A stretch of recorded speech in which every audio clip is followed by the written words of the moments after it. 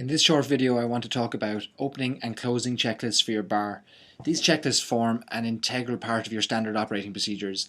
I've been preaching this for years, that bars, restaurants cannot grow, cannot survive without having standard operating procedures, systems and policies in place so that you can measure staff against each other, you can scale your business, and you can start to work out where your efficiencies lie and where you need to make improvements.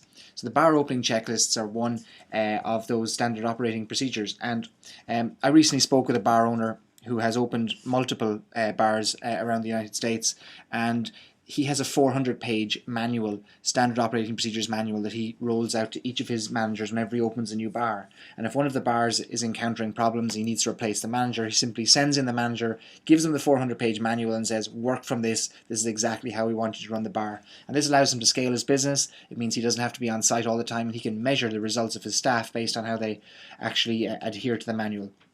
And the results often reflect whether they have actually adhered to these policies and procedures or not. So the bar opening checklist and the closing checklist are one such one part of this policy manual. The reason that these are so important is that it sets your staff up for the day, it sets your bar up for the day. The staff member coming in at the start of the day can follow the procedures line by line, day by day, and ensure that everything's in place for the next set of staff members that come on duty. Very often it's one staff member that opens a bar, it may not be a manager, and by doing it this way, you're allowing the staff member to follow a very defined set of requirements. He or she doesn't have to come in 2 hours in advance, maybe it's an hour now, because you've worked out how long it takes to actually work through this checklist. So I recommend everybody puts in place an opening checklist for your bartender that gets signed off every single day, so that the manager who comes on duty knows that everything has been done. You also should have a closing checklist so that at the end of the day, the bartender who's closing up can follow all the necessary operations to make sure that your cash is lodged, that the shelves are stocked, the safe is properly locked, and things like that.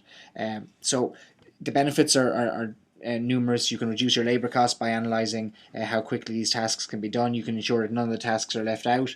You can ensure that you can compare staff members against one another in terms of how long it takes them to do tasks, whether they do them or not, and ultimately it makes it easier to replace staff members if they're not working out. You can simply install a new staff member, give them the checklist, and ask them to work their way through it. So if you want to download a bar opening and closing checklist template, we have the links below this video which will help you out. If you want to create your own, I strongly recommend you go through all areas of your bar in the morning and in the evening and understand what it is that needs to be done before you create this checklist, and then make sure that your staff members are following it each and every day, and it'll be one more thing towards you having a standard set of systems and operations in your business.